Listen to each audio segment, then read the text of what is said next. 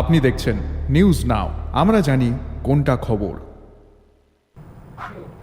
नमस्कार, आप सभी देख रहे हैं न्यूज नाउ में आज का समाचार। पूर्व प्रधानमंत्री डॉक्टर मनमोहन सिंह का अंतिम संस्कार शनिवार सुबह 11:15 बजे पूरे राजकीय सम्मान के साथ संपन्न हुआ। शनिवार सुबह 11:15 बजे भारतीय अर्थव्यवस्था के अग्रदूतों में से एक डॉक्टर मनमोहन सिंह का अंतिम संस्कार हुआ। इसके बाद देश के पूर्व प्रधानमंत्री डॉक्टर मनमोहन सिंह पंचभूत में विलीन हो गए। इस दिन पूर्व प्रधानमंत्री का अंतिम संस्कार पूरे राजकीय सम्मान के साथ दिल्ली के निगमबोध घाट पर किया गया। अंतिम संस्कार समारोह में राष्ट्रपति द्रौपदी मुर्मू, प्रधानमंत्री नरेंद्र मोदी, विपक्ष के नेता राहुल गांधी शामिल हुए। दिल्ली के निगमबोध घाट पर अंतिम संस्कार किए जाने से पहले कई शीर्ष नेताओं, पार्टी कार्यकर्ताओं, शुभचिंतकों और रिश्तेदारों ने दिल्ली में कांग्रेस मुख्यालय में दिवंगत प्रधानमंत्री को अंतिम श्रद्धांजलि दी थी। कांग्रेस अध्यक्ष मल्लिकार्जुन खड़गे, सोनिया गांधी, राहुल गांधी, प्रियंका गांधी, गौरव गोगोई और केसी वेणुगोपाल ने एआईसीसी मुख्यालय में उन्हें श्रद्धांजलि दी। इसके बाद दिवंगत प्रधानमंत्री की अंतिम यात्रा शुरू की गई। मनमोहन सिंह ने लगातार 2 कार्यकाल 2004 और 2014 तक प्रधानमंत्री के रूप में कार्य किया। उन्होंने 1991 से 1996 तक प्रधानमंत्री पीवी नरसिम्हा राव के मंत्रिमंडल में वित्त मंत्री के रूप में भी कार्य किया। उन्होंने 1991 में भारत में उदारीकरण की शुरुआत की, जो भारतीय अर्थव्यवस्था में उनका सबसे बड़ा योगदान माना जाता है। पूर्व प्रधानमंत्री डॉक्टर मनमोहन सिंह के निधन पर केंद्र सरकार ने 1 जनवरी तक राष्ट्रीय शोक की घोषणा की है।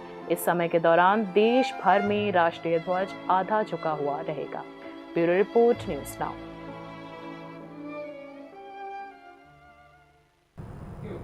बांग्लादेश के 25 इलाकों में हमले की योजना है। ये हमला मुख्य रूप से अल्पसंख्यक आबादी वाले इलाकों में किया जाएगा। भारतीय खुफिया एजेंसी ने बांग्लादेश की अंतरिम यूनिट सरकार को चेतावनी दी है। भारतीय खुफिया एजेंसी ने एक रिपोर्ट में बताया कि उग्रवादी संगठनों ने बांग्लादेश के अल्पसंख्यक समुदाय पर हमले की योजना बनाई है, जो इस महीने के अंत से अगले साल की शुरुआत तक 5 दिनों में होने की संभावना है। ये हमले बांग्लादेश के 25 क्षेत्रों में किए जाने की योजना है, जिनका उद्देश्य दहशत फैलाना और सांप्रदायिक सद्भाव को नुकसान पहुंचाना है। रिपोर्ट में जेएमबी और हिजबुल तहरीर समेत कुछ चरमपंथी संगठनों ने यह तोड़फोड़ की साजिश रची है। बांग्लादेश प्रशासन को हमलों का मुकाबला करने के लिए सुझाव दिए गए हैं। भारतीय खुफिया विभाग की रिपोर्ट में कहा गया है कि खुलना जिले के कोयरा उपजिला, चट्टग्राम के बाशखाली, चट्टग्राम सदर, खोगराचड़ी पहाड़ी क्षेत्र का दीघी नाला, लालमनिरहाट जिले के रामगढ़, गुलमारा, हाथीबंधा, कालीगंज जैसे इलाकों में हमले की योजना बनाई गई है। फिर जेसौर के मनीरामपुर में सांप्रदायिक अशांति का इतिहास रहा है, जिसे भारतीय खुफिया रिपोर्टों द्वारा हमलों के लिए उपजाऊ के रूप में पहचाना गया है। भारतीय खुफिया एजेंसी ने रिपोर्ट में बताया कि कोमिल्ला डिवीजन के सोनागाजी, दागानभुइया, देवी द्वार, चौद्दग्राम, चांदीना जैसे अल्पसंख्यक आबादी वाले इलाकों में भी हमले आयोजित किए जाएंगे। भारतीय खुफिया रिपोर्ट के अनुसार बांग्लादेश में होने वाले हमलों की योजना स्थानीय और विदेशी आतंकवादियों द्वारा मिलकर बनाई गई है, जिसमें जमातुल मुजाहिदीन, हिजबुल तहरीर, पाकिस्तान के हथियार आपूर्तिकर्ता और म्यांमार का अराकन उग्रवादी समूह शामिल है। इन संगठनों ने अल्पसंख्यक समुदाय को निशाना बनाने के लिए पाकिस्तान से हथियार मंगवाए हैं और बांग्लादेश के विभिन्न क्षेत्रों में उनका भंडारण किया गया है। रिपोर्ट में बांग्लादेश और पड़ोसी देशों के साथ खुफिया समन्वय बढ़ाने, आतंकवाद विरोधी उपायों को तेज करने और अल्पसंख्यक समुदाय में जागरूकता बढ़ाने के लिए सुझाव दिए गए हैं। भारतीय खुफिया रिपोर्टों में कहा गया है कि पुलिस, बांग्लादेशी खुफिया एजेंसियों, विभिन्न समुदाय के नेताओं के बीच सहयोग और समन्वय से ऐसे पूर्व नियोजित हमलों को रोका जा सकता है। Bureau report, News now. सर्दियों के मौसम में बर्फ के चादर से ढके कश्मीर किसी जन्नत से कम नहीं है। ये नज़ारा देखने के लिए पर्यटकों की भीड़ लगी रहती है। शुक्रवार को श्रीनगर में मौसम की पहली बर्फ पड़ी। पिछले 3 दिनों के दौरान बर्फबारी की मात्रा इतनी बढ़ गई कि सड़कें बंद हो गई और यातायात प्रभावित हुआ। श्रीनगर, गांदरबल, अनंतनाग, पुलवामा, डोडा और शोपियां जैसे क्षेत्रों में भारी बर्फबारी हुई, जिसके कारण सड़कें बंद हो गई और कई पर्यटक फंस गए। अब तक 5000 से अधिक पर्यटकों को बचाया गया है। बर्फबारी के कारण बिजली और पानी की आपूर्ति भी प्रभावित हो रही है। वहीं दिल्ली में भारी बारिश के कारण तापमान गिरा और 29 दिसंबर तक बारिश का पूर्व अनुमान जारी किया गया है, जिसके चलते स्थानीय मौसम विभाग ने सूत्रों के मुताबिक शनिवार और रविवार को दिल्ली में बारिश के लिए अलर्ट जारी किया है।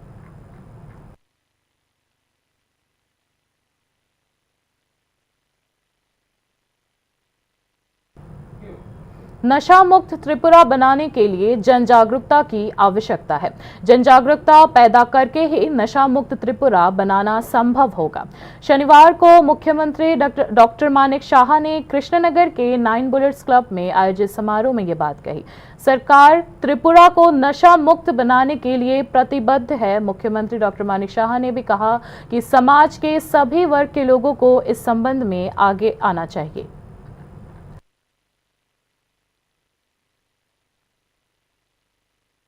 আমরা গড়বার জন্য আহ্বান করেছি, কিন্তু সেটা তখনই সম্ভব হবে যখন প্রতিটি পাড়াতে, প্রতিটি ক্লাব এর বিরুদ্ধে সোচ্চার হবে, তবেই সেটা সম্ভব হবে। এবং এটা কিন্তু একটা গণজাগরণের দরকার। আমি আশা করি এটাকে খুব আপনারা আরো বেশি এটার মধ্যে জোর দেওয়া। 7 सितंबर को जेआरबीटी द्वारा आयोजित ग्रुप डी पोस्ट की मेरिट लिस्ट प्रकाशित होने के 4 महीने बाद भी राज्य सरकार ने नियुक्ति पत्र जारी नहीं किए हैं, जबकि लिखित परीक्षा के लगभग 4 साल बाद मेरिट लिस्ट जारी की गई थी। अब नियुक्ति पत्र में देरी होने से राज्य सरकार की भूमिका पर सवाल उठ रहे हैं। ग्रुप डी परीक्षा 20 दिसंबर 2021 को जेआरबीटी की देखरेख में आयोजित की गई थी, जिसमें 2410 पदों के लिए 1,59,713 उम्मीदवारों ने भाग लिया था। परीक्षा के 4 साल बाद 7 सितंबर 2024 को जेआरबीटी ने मेरिट लिस्ट घोषित की, लेकिन 4 महीने बाद भी नियुक्ति पत्र जारी नहीं किया गया। जेआरबीटी ने योग्य उम्मीदवारों की अनुपलब्धता के कारण 63 पदों को वेटिंग लिस्ट में रखा। इस बीच मेरिट लिस्ट जारी होने के 4 महीने बीत चुके हैं, लेकिन ग्रुप डी पदों पर भर्ती शुरू नहीं हुई है। स्वाभाविक तौर पर नौकरी के इच्छुक अभ्यर्थियों ने इस मामले पर सवाल उठाना शुरू कर दिया। उम्मीदवारों और विपक्षी दलों ने सरकार की देरी पर सवाल उठाए हैं, जबकि वित्त विभाग और नौकरशाही को इसके लिए जिम्मेदार ठहराया जा रहा है। उम्मीदवारों को नियुक्ति पत्र के बिना परेशानियां हो रही है, खासकर जब सरकारी नौकरियों में ज्वाइनिंग डेट महत्वपूर्ण होती है। Bureau report, news now. राज्य सरकार ने त्रिपुरा सिविल सर्विस अधिकारियों की भर्ती के लिए 1 वर्ष में कम से कम एक परीक्षा आयोजित करने का निर्णय लिया है। शनिवार को टीसीएस ऑफिसर्स एसोसिएशन द्वारा आयोजित एक सामाजिक समारोह को संबोधित करते हुए मुख्यमंत्री डॉक्टर मानिक शाह ने यह भी कहा कि साल में 2 बार परीक्षा आयोजित करने के लिए कैलेंडर तैयार किया गया है। मुख्यमंत्री डॉक्टर मानिक शाह ने बताया कि टीसीएस या टीपीएस अधिकारियों को आईएएस में पद उन्नति दिलाने के लिए विशेष पहल की गई है। আমরা আমাদের টিসিএস অফিসারদের যাতে কোনো অবস্থায় তাদের ভ্যাকুয়াম না হয়, ক্যালেন্ডার ওয়াইজ যাতে সবসময় টিসিএস হওয়ার জন্য যে পরীক্ষা নিতে হয় টিপিএসসির মাধ্যমে, সেখানেও আমরা একটা ক্যালেন্ডার আমরা বানিয়ে নিয়েছি যে বছরে অন্ততপক্ষে একবার, অনেক সময় 2 বারও হয়, বছরে একবার অন্ততপক্ষে আমাদের এই যাতে তাদের নিয়োগের বিষয়টা থাকে, যাতে গ্যাপ না হয়। এবং আমি সর্বভারতীয় সিভিল সার্ভিস প্রতিযোগিতা প্রবেশের ক্ষেত্রে অনেকে আমাদের যারা টিসিএস করেছে এরকম লোক আছে যারা আইএসও, সেখানেও কিন্তু তারা ভালোভাবে যাওয়ার ক্ষেত্রে আমরা ত্রিপুরা সরকার নানাভাবে আমরা চেষ্টা। बाकी खबरें ब्रेक के बाद। আপনি দেখছেন নিউজ নাও, আমরা জানি কোনটা খবর। প্রথম আলো এলো শুদ্ধ সকাল, শুদ্ধ সলিলে আজ বাজালো ত্রিতাল, মন্দিরে শুদ্ধ পূজার ধ্বনি, অগ্নি শুদ্ধ হর সিঞ্জিনি, পরিণীতা নারী তুমি অনুপমা, শুদ্ধ সোনায় সাজো হে নিরুপমা। শুদ্ধতার স্বর্ণ মন্দির, কালিকা জুয়েলার্স, আগরতলা। একটু চেষ্টাতেই দুল লেগে যায় নববধূর কানে, একটু চেষ্টাতেই মানিয়ে নেওয়া যায় বিবাহিত জীবনে। নানা অনুভূতি জড়ানো বিয়ের গয়না, শ্যাম সুন্দর কোম্পানি জুয়েলার্স। আপনি দেখছেন নিউজ নাও, আমরা জানি কোনটা খবর। आगे की खबरें कुछ इस प्रकार हैं।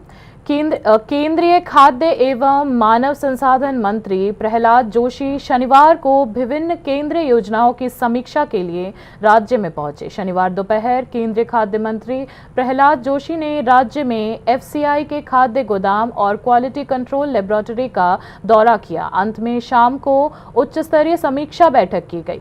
बैठक से पहले मुख्यमंत्री डॉक्टर मानिक शाह ने केंद्रीय मंत्री का स्वागत किया। इसके बाद केंद्रीय खाद्य मंत्री प्रहलाद जोशी ने सचिवालय में खाद्य, जन स्वास्थ्य और नवीकरणीय ऊर्जा से जुड़ी विभिन्न केंद्रीय परियोजनाओं की समीक्षा की। बैठक में मुख्यमंत्री डॉक्टर मानिक शाह भी शामिल हुए। केंद्रीय मंत्री प्रहलाद जोशी ने बैठक में केंद्रीय परियोजनाओं की प्रगति और कार्यान्वयन रणनीति पर चर्चा की।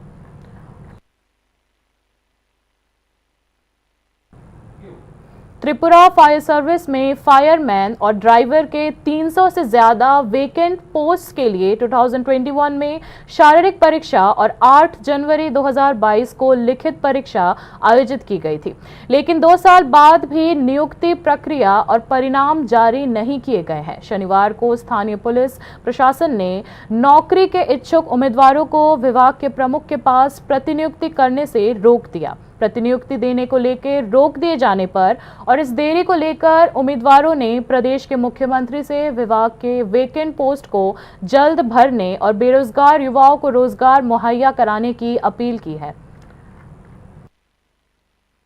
আজকে যে বেকার হয়ে রয়েছি, আজকে 2 বছর 2.5 বছর যাবত এখানে বাকি যারা আছে তার একটা হচ্ছে যে এক্সামিনেশন হয়ে গেছে, ওইটা রেজাল্ট আয় পড়ছে, ওইটা কি হইব না হইব ওইটা পরের কথা।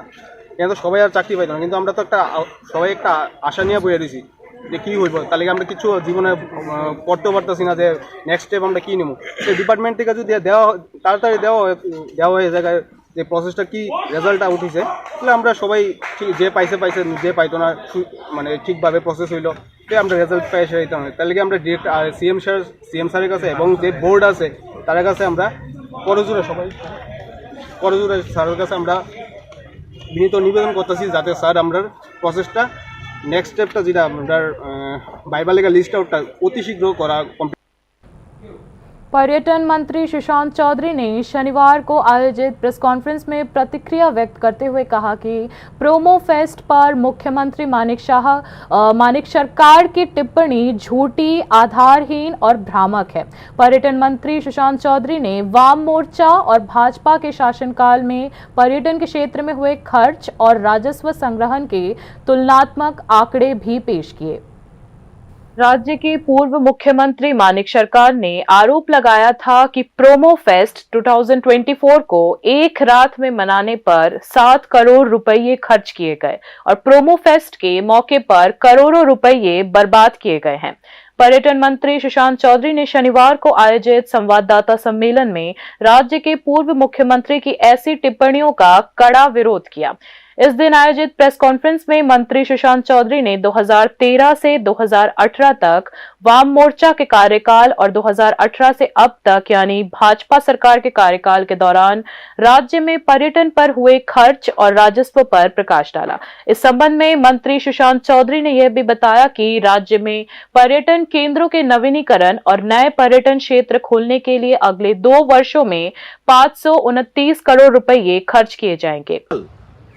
18 সালের পর 529 কোটি টাকার প্রজেক্ট ইনফ্রাস্ট্রাকচার আমাদের কাজ চলছে, 529 কোটি টাকা। আর সিপিআইএম এর সময়, বামফ্রন্টের সময় অনলি 82 কোটি 84 লক্ষ টাকা। এই যে অর্থ ডাবল ইঞ্জিন সরকার মোদিজির নেতৃত্বে চলছে, রাজ্যে এবং দিল্লিতে একই সরকার, ডাবল ইঞ্জিন সরকার, সেই টাকা আমাদেরকে দিচ্ছে ট্যুরিজমের ইনফ্রাস্ট্রাকচার তৈরি করার জন্য। এবং আমরা হরফ করে বলছি আগামী 2 বছরের মধ্যে, 1.5 থেকে 2 বছরের মধ্যে ত্রিপুরা রাজ্যের এই যে 529 কোটি টাকার যে ইনফ্রাস্ট্রাকচারের কাজ চলছে চতুর্দিকে, বা 1 মাস বাদে যেটা শুরু হবে, নতুন করে ত্রিপুরা রাজ্যের ট্যুরিস্ট ডেস্টিনেশনগুলোকে আমরা রিনোভেট করছি, রেট্রোফিটিং করছি, রিফারবিশমেন্ট করছি এবং নতুন নতুন ট্যুরিস্ট ডেস্টিনেশনে তৈরি করার জন্য সেখানে আমরা ইনভেস্টমেন্ট করছি। আপনাদের সময় প্রয়াসটা ছিল না কেন? কারণ আপনারা মানসিকভাবে প্রকৃত অর্থে চান না ত্রিপুরা রাজ্যে ট্যুরিজমের বিকাশ ঘটুক। पर्यटन मंत्री सुशांत चौधरी ने जवाब दिया कि प्रोमो फेस्ट 2024 का आयोजन विभाग के बजटीय आवंटन के भीतर किया गया था और इस संबंध में पूर्व मुख्यमंत्री मानिक सरकार के आरोप पूरी तरह से झूठे, निराधार और भ्रामक है। তো তাদের উদ্দেশ্যে কি বলবেন আপনি? আপনাদের আমলে তো এই ব্যবস্থা আপনারা করে দিতে পারেননি, আমরা সেটা করেছি। মানুষকে আনন্দ দেওয়া, খুশি রাখা, সেটা আমরা চেষ্টা করি। একটা মানুষকে কি করে আনন্দ দেওয়া যায়, এটা সরকারের কাজ। আপনারা সেটা বিগত দিনে করেননি বা করার প্রয়োজনীয়তা বোধ করেননি। তাই ওনার এই বক্তব্যকে আমি পরিষ্কার ভাষায় বলছি যে উনি মিথ্যা কথা বলেছেন। উনি মিথ্যা কথা বলেছেন। 7 কোটি টাকা এক রাত্রে খরচ হয়েছে, বা তারপরও ডিস্টোর্টেড যে ফিগার, ফ্যাক্টস উনি যেটা দিয়েছেন সেটা বিভ্রান্তিমূলক, ন্যাক্কারজনক এবং মানুষকে বিভ্রান্তি করার তাদের যে প্র্যাকটিস, স্বভাব, তার থেকে তারা বেরিয়ে আসতে এখনো পারেননি। তাই ভারতবর্ষে এবং ত্রিপুরা রাজ্যে মানুষ তাদেরকে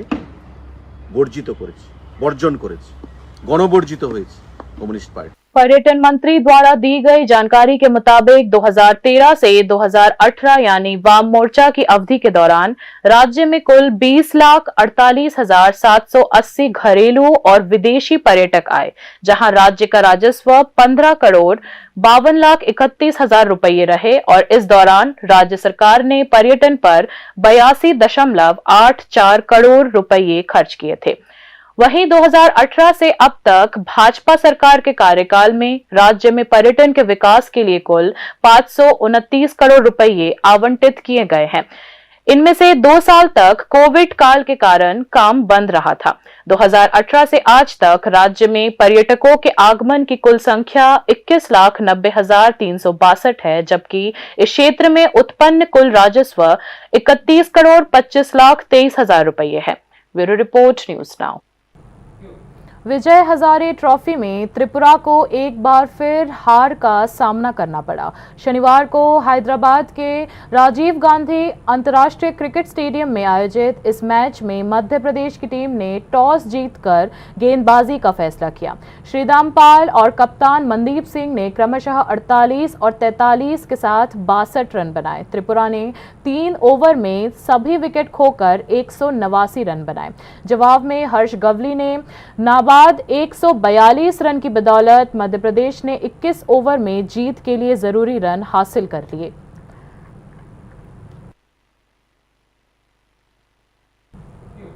मेलबर्न में बॉर्डर गावस्कर ट्रॉफी के चौथे टेस्ट मैच के तीसरे दिन भारत ने वापसी की। भारत और ऑस्ट्रेलिया के बीच टेस्ट के तीसरे दिन भारत ने 9 विकेट पर 358 रन बनाए और भारत अब ऑस्ट्रेलिया से 116 रन पीछे है।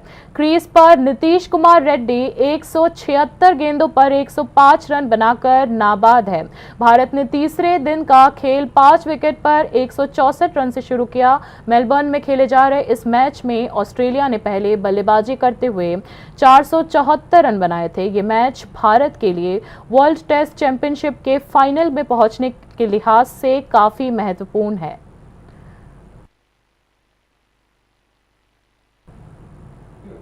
बाकी न्यूज अपडेट्स के लिए देखते रहिए न्यूज़ नाउ। शुभ रात्रि।